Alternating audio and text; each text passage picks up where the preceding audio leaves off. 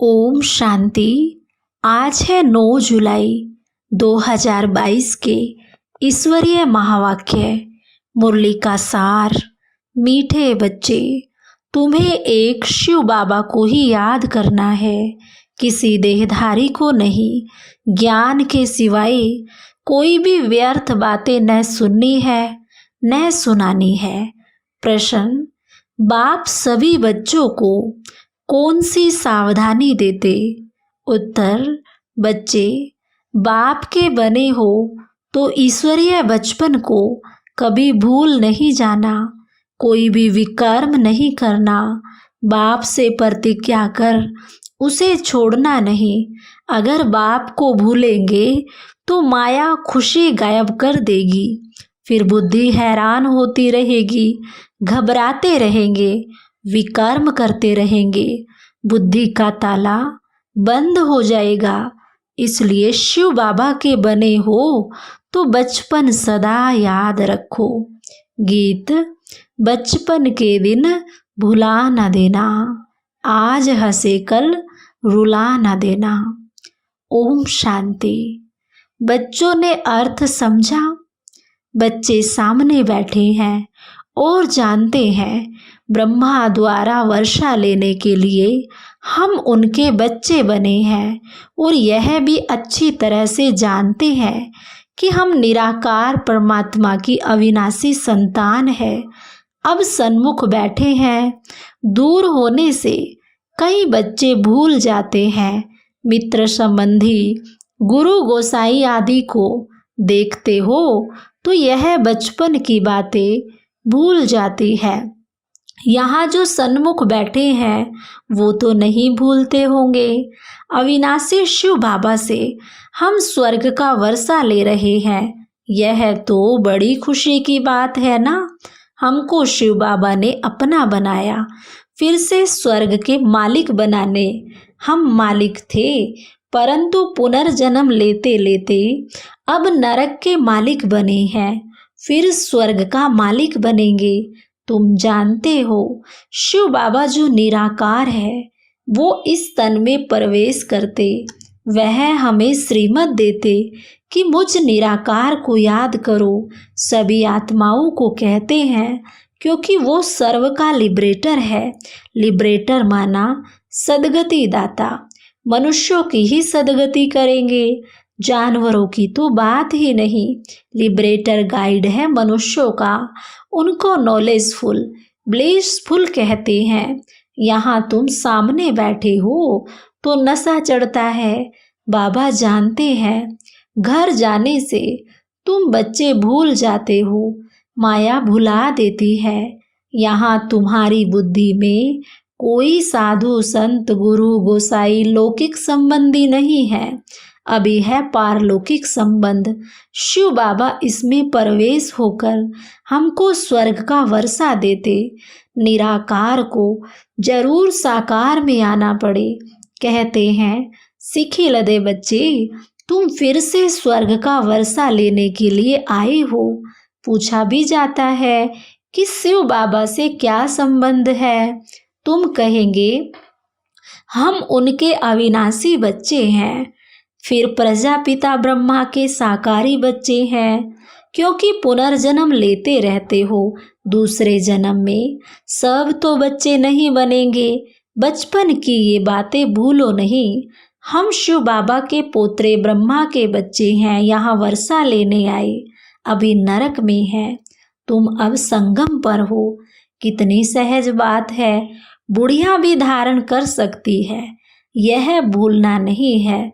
परंतु बहुत हैं जो बाहर जाने से भूल जाते हैं, सारा दिन भूले रहते हैं, वो खुशी नहीं रहती। फिर कहते हैं बाबा पता नहीं क्या होता है। वास्तव में यह तो बच्चों को बहुत अपार खुशी होनी चाहिए। बाप स्वर्ग का मालिक बनाते, और क्या चाहिए। बाप को भूलने के कारण तुम घबराते हो, हैरान होते हो और विकर्म करते हो। यह कोई गुरु आदि नहीं है, यह सत बाप है। बाप बैठ बच्चों को समझाते हैं, तुम शिव बाबा के बने हो, ब्रह्मा द्वारा। वह भी बाबा है, यह भी बाबा है। इतने ब्रह्मा कुमार कुमारियां हैं। वर्षा कहाँ से मिलता है? शिव बाबा से। वह तो है ही नई दुनिया का रचयिता। तुम अभी ऐसे बाप दादा के सामने बैठे हो तो बाप समझाते हैं, बच्चे कोई विकर्म नहीं करो। नए आएंगे तो कहेंगे अच्छा आज प्रतिज्ञा करो, मुझे भूलना नहीं। माया तुमको बार बार भुलाएगी, इसलिए बाप समझाते, सावधानी देते। मुरली से भी सब बच्चे सुनेंगे, समझेंगे। बाबा मधुबन में बच्चों को ऐसे बैठ समझाते हैं। तुम जानते हो यह बचपन माया बार बार भुला देती, बुद्धि का ताला बंद हो जाता, आत्मा को जो सुख होना चाहिए वो नहीं मिलता। बाबा सभी दुखों से लिबरेट करते, क्योंकि वो सुखदाता है, सभी मनुष्यों का लिबरेटर है। ऐसे नहीं कि तुम कोई 84 जन्म भोग आए हो, लाखों जन्मों की बात ही नहीं, यह तो 84 जन्मों का चक्र है। तुम जानते हो 5000 वर्ष पहले हमारा राज्य था। क्रिश्चियन घराने के 3000 वर्ष पहले हेवन था, फिर हेल कैसे बना यह कोई भी नहीं जानते। बाप बैठ अच्छी रीति समझाते हैं, इसमें शास्त्र आदि की बात नहीं। अगर रोंग समझाते हो, संशय पड़ता है तो भाग जाओ। अरे शिव बाबा तुम्हारा पिता है, प्रजापिता भी तुम्हारा पिता है। शिव बाबा कहते हैं इस ब्रह्मा तन में प्रवेश कर इनको बच्चा बनाता हूँ, फिर इन द्वारा बच्चे एडॉप्ट करते, उन्हों को शिक्षा दे, फिर स्वर्ग का मालिक बनाते हैं। स्वर्ग के मालिक थे, अभी नरक के हो। तुम देखते हो हम बाप के सामने बैठे, हम बच्चे दादा के वर्षे के हकदार हैं। पावन जरूर बनना है, पावन बनने बगैर आत्मा उड़ नहीं सकती। यह तो गपोड़े मारते रहते हैं, फलाना निर्वाण गया, आत्माएं आती रहती हैं। जब वहां से आना पूरा हो जाता है तब लड़ाई लग जाती है, तुम्हारी राजाई स्थापन हो जाती, वहां से भी सब आ जाते। ये सब बातें बहुत अच्छी रीति बाप समझाते, परंतु तुम भूल जाते हो। कितने भूले तो फारक्ती दे देते हो। अच्छे अच्छे बच्चे जो बाप के पिछाड़ी न्योछावर हो जाते थे, यहाँ से जाते थे तो रोकर जाते थे, वहाँ जाने से नरकवासियों का संग मिलता है तो भूल जाते हैं। बाबा वार्निंग देते, बच्चे इस बचपन को कभी भूलना नहीं। तुमको तो एक शिव बाबा को ही याद करना है, कोई भी गुरु गोसाई आदि का फोटो भी नहीं रखना। निराकार शिव बाबा का फोटो तो निकल न सके। तुम बच्चों को बाबा अभी अच्छे कर्म करना सिखाते, ऐसे अच्छे कर्म और कोई सिखा न सके। तुम श्रेष्ठ बन रहे हो, शरीर छोड़ेंगे तो ऊंच सर्विस ही जाकर करेंगे, क्योंकि तुम्हारी है चढ़ती कला। फिर जो जितना पुरुषार्थ करेगा उतना ऊंच पद पाएगा। बाबा फिर भी कहते, यहाँ तुम सामने बैठे हो, यहाँ सुनते हो, याद रहता है, फिर बाहर जाने से भूल जाता है। ऐसे भी हैं, फिर आपस में झरमोई झरमोई उल्टी सुल्टी बातें सुनते सुनाते रहते हैं। ज्ञान नहीं है तो एक दो को व्यर्थ बातें सुनाकर माथा खराब करते।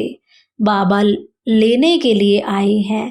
बाबा कहते, बच्चे मुझे याद करो तो इतना ऊंच पद पाएंगे, इसलिए सिवाय ज्ञान के और किसी की भी ग्लानि आदि उल्टी सुल्टी बातें सुनो नहीं। बाप को कहते हैं हेवनली गॉड फादर, स्वर्ग स्थापन करने वाला, वर्ल्ड गॉड फादर। सभी मनुष्य मात्र का वो एक ही बाप है। तुम सब एक धर्म के हो, जो ब्रह्मा कुमार कुमारियां बने हो। पीछे फिर और धर्मों की वृद्धि होती जाती। सतयुग में एक ही देवी देवता धर्म था। इस समय तुम सब पतित बन गए हो। याद रखना, तुम्हारी दुश्मन माया बड़ी दुस्तर है। सिवाय ज्ञान के कोई व्यर्थ बातें सुनने से बेमुख होकर शोक वाटिका में चले जाएंगे। बाबा बार बार समझाते, तुम्हारा धंधा ही है बाप से वर्षा पाने की युक्ति बताना।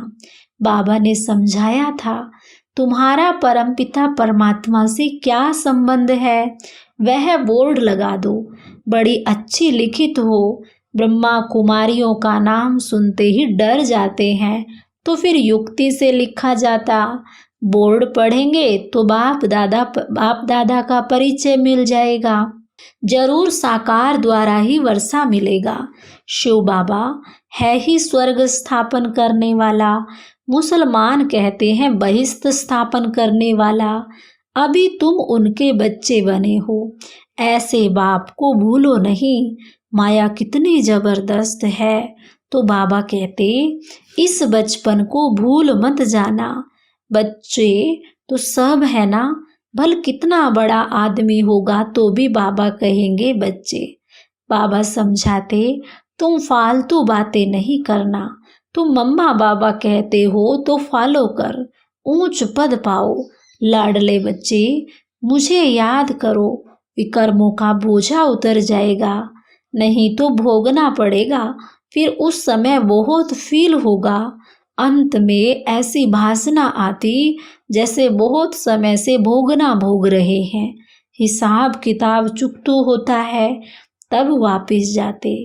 वह सारा साक्षात्कार होता रहेगा। अच्छा, मीठे मीठे सिखी लदे बच्चों प्रति मात पिता बाप दादा का याद प्यार और नमस्ते। रूहानी बच्चों की रूहानी बाप दादा को नमस्ते। हम रूहानी बच्चों की रूहानी मात पिता बाप दादा को याद प्यार और नमस्ते। शुक्रिया मीठे बाबा, शुक्रिया।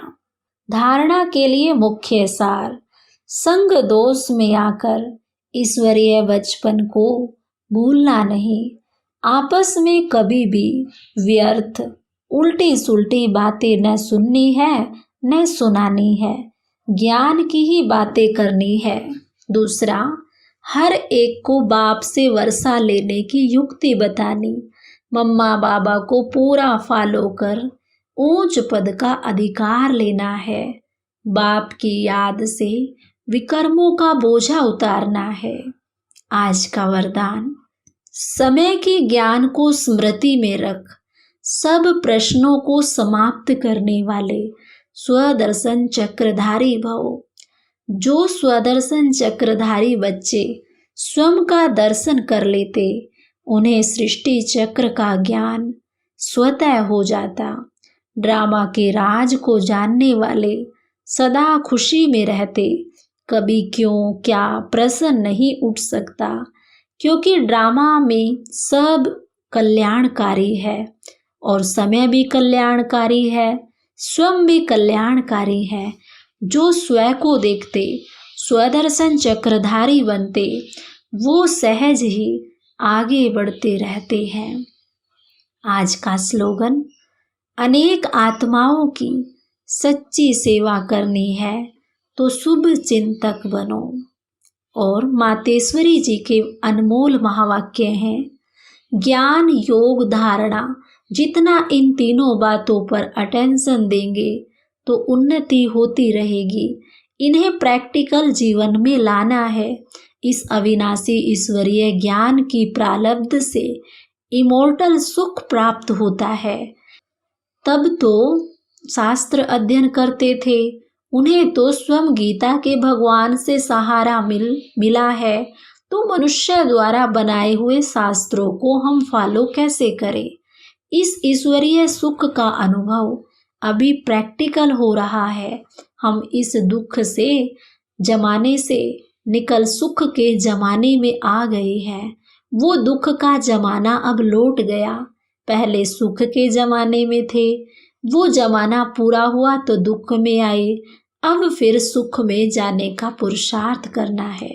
बहुत मनुष्य यह प्रश्न पूछते, जब आत्मा और परमात्मा दोनों अनादि है तो फिर परमात्मा को रचयिता क्यों कहते, परमात्मा को बाप और आत्मा को संतान क्यों कहते।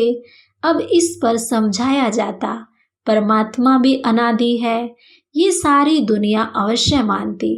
उसके लिए ऐसा प्रश्न उठ नहीं सकता कि परमात्मा को किसने पैदा किया। नहीं, वैसे आत्माएं भी अनादि और अविनाशी है, परंतु दुनिया के लोग ऐसा समझते हैं आत्मा परमात्मा का अंश है तो वो भी परमात्मा हो गया, इस हिसाब से अनादि समझते हैं। अच्छा, ओम शांति।